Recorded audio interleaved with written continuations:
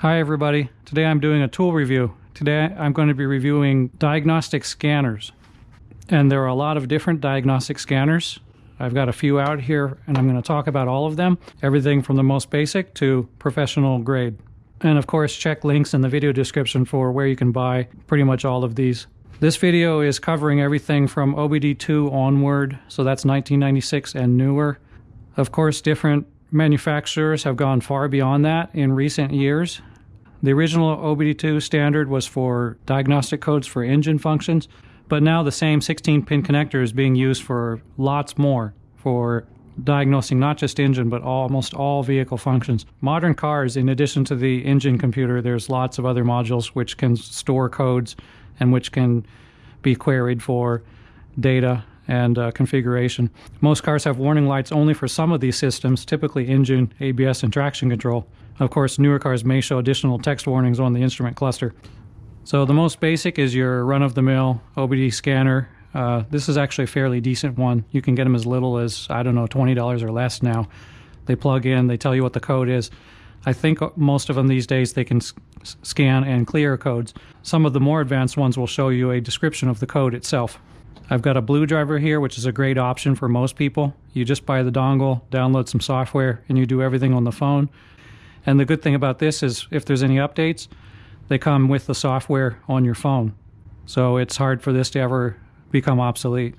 I've also got a couple of vehicle-specific ones. This is a Peak R5 EMX, and this is designed for first-generation Mini Cooper. This can not only read engine codes, but it can also reset the engine light, reset the oil service interval, and reset the inspection interval. Here's a couple more vehicle-specific ones.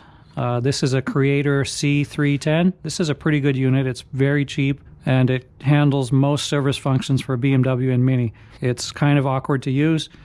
Certain models seem to be not supported. I've plugged this into my 2013 Mini Cooper GP and it came up error where some other more expensive code readers did just fine. This is a Carley Connected Car adapter. This is another nice adapter that you use together with your phone. This works over your Wi-Fi on your phone. It works for all BMW and 2007 and newer Mini Cooper. And it allows some more advanced functions like resetting airbag codes and even some vehicle configuration as well. This is a Schwab Foxwell BMW scanner. This is a pretty nice unit. It's cost quite a bit more, but it can talk to all Mini Coopers and pretty much all BMWs. And it can do more advanced service functions. In addition to reading and clearing codes for the engine and body and chassis, it can also show live data or perform service functions, such as bleeding the brakes, resetting engine or transmission adaptations. You can use this device to tell you which wheel speed sensor is out, which airbag is causing your airbag code, and stuff like that. So this is a pretty advanced unit. Costs a little bit more, but so far this has worked very well for me. And of course you could always use your computer. If you use dealer-like software, you can use this DCAN interface. This works for BMWs and Minis, and this allows you to use special software which you can use for service functions, clearing, resetting, that kind of stuff. But it also works with the NCS Expert software, which you can use to customize the car configuration. That software is beyond the scope of this video, but suffice to say, there are some things that sometimes there's just no substitute for dealer-like software. And the best scanner of all that I have in the collection here is the Launch X431 V Plus Automotive Smart Diagnostic Tool. This is a pro-grade tool that's cheaper than Snap-on and other full professional tools. It's cheaper to buy. There is an annual subscription for the software, but I think it comes for the first 2 years for free, or at least the first year. And as long as you don't need to update the software for new cars, you can keep using it just fine. And this supports basically every car in existence. So it's a little more costly, but you're not limited to just BMW or Mini. This one is super nice. In addition to the basic features of checking and resetting codes and that sort of thing, you can see live data for various control modules. You can actually interact with the car. You could use this module to open and close the windows, for example. It's a full diagnostic tool, so you can use it to figure out whether, for example, the window motor is bad or the switch is bad. I just used it recently to diagnose a Mini that a friend of mine brought over. When the key's in the ignition and the doors open, it stopped making the dinging noise. And we were able to actually tell the instrument cluster to make the sound using this tool and confirm that Most likely the speaker inside the instrument cluster is broken. Another nice thing about this launch tablet is it's basically an Android tablet, so you can use it for pretty much anything you want. It can even be used for other applications such as Carley and BlueDriver, and I can even install Messenger on here to chat with the customer. I've got email on this as well, so if I get a fault report, I can send it straight off. So I'm going to hop in here into a Mini Cooper, and I'm going to plug in the diagnostic cable. There's always a port under the dash somewhere. Another nice thing about the launch setup is the OBD is wireless, so you can actually walk around the car and do all of your diagnostics without having to be limited by the length of the cable.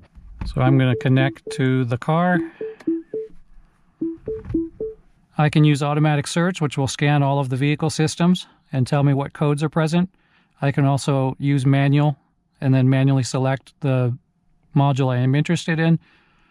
I can use this to do some coding functions if I've replaced some modules. And then there's also special functions. So first we'll go into the automatic search. It's going to pull up the vehicle identification number, the model type, and all that stuff. Okay, so I'll look up the health report, and it's going to go through and scan all modules. I believe there's an intermittent air mass code, and then I also know that the tire pressure monitor system is going to show an error as well, because the current wheels that I have installed. And there are a lot of modules in modern cars, in addition to the engine and transmission and stuff like that. We've got instrument cluster, airbag, ABS, power steering, car access, comfort access, instrument cluster, sunroof, and it goes on and on and on. So we've pulled up a few codes. I see that we have an engine code and the tire code that I knew about. We also have codes here for comfort access. That's the keyless entry system on this Mini, ABS, and power steering, and the instrument cluster. I suspect some of these may be just because the battery was disconnected at some point. It's pretty common for codes to pop up. So what I'll typically do is clear all the codes and then scan them again. But first I'll go ahead and look at the codes and see what we got. So I'll press fault report. And like I thought, yeah, we have an air mass sensor plausibility code as a historical code. I'm not sure what this top one here is. I'll have to figure that out. But the car is running and driving fine. We've got a tire pressure control code as well, which I know about. Comfort access says there's a faulty antenna in the bumper, which is interesting. These are all historical codes, so they're not currently present. And if I clear the code, they probably won't come back. I see a code for power steering. Same thing. It's probably just something related to the battery disconnection. It's showing a tail lamp and a number plate are out. And the number plate code is current, so I bet if I go around back, I'm going to see that I have a light bulb out. But that's all there is. So I'm going to go ahead and clear all these, and we'll read them again. While we're waiting for the codes to scan, I'm going to go check that bumper light. I've got LED bulbs. So it's showing an issue with the license plate lights because I've got LED bulbs installed, so I can safely ignore that. All right, we've scanned the system a second time, and we'll check what faults we have now. And it looks like currently we have 0 faults, so all the codes have cleared.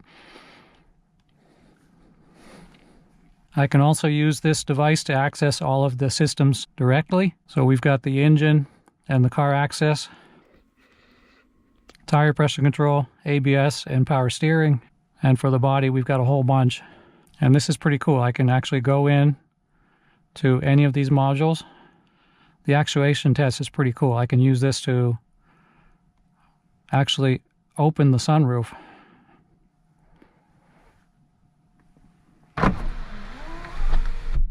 Pretty neat. I'll go ahead and close it.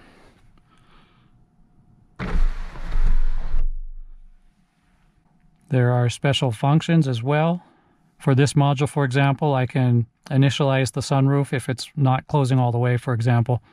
I'll go back to the engine and I'll show live data.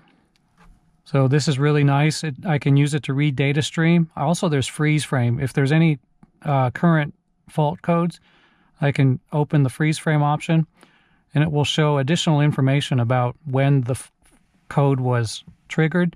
It'll show the engine RPM, the miles per hour, how many miles or kilometers it was when the code happened, and that sort of thing. So that can be useful to figure out what's going on. The data stream is very useful as well, so I can use this to measure things such as oxygen sensor. We've got actual value and set point value for the air fuel mixture. For example, I'll go ahead and scan those. Start the car. And we can see the actual value is moving just a little bit while the set point remains stable because I just started the car. I can actually show a graph of these values.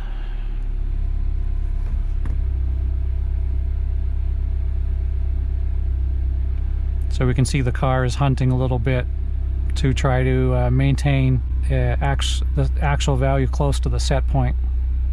I can show the valve gear, actual and set point values as well, and this will show what the car is trying to maintain versus actual.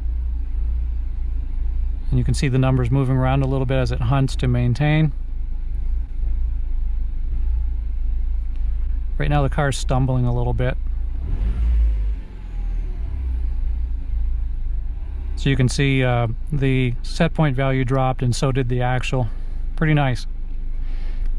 And the major adjustments you can do for the engine are clear adaptations, readiness codes, or idle speed adjustment. And I can use this to register a battery replacement too, which is really nice for BMWs as they tend to be pretty picky. And when you're done, I'll press end session. And it will make a noise to remind me to remove the cable from the car so I don't forget it. So like I said, I'll put a link in the description where you can get this and the other scanners. I won't go into details for how to use these other modules. They're fairly self-explanatory, except for this one here. This Foxwell is a little bit more advanced, although it follows the same kind of usage methodology as this touchscreen device, except you have to use the keypad here to do it. And it's somewhat more limited in what you can do. And it only works on BMWs and Minis. So that's all there is to it. Those are the scanners that you can use on a Mini Cooper. Be sure to check out my other videos where I show you how to fix Minis. Thanks for watching and bye-bye.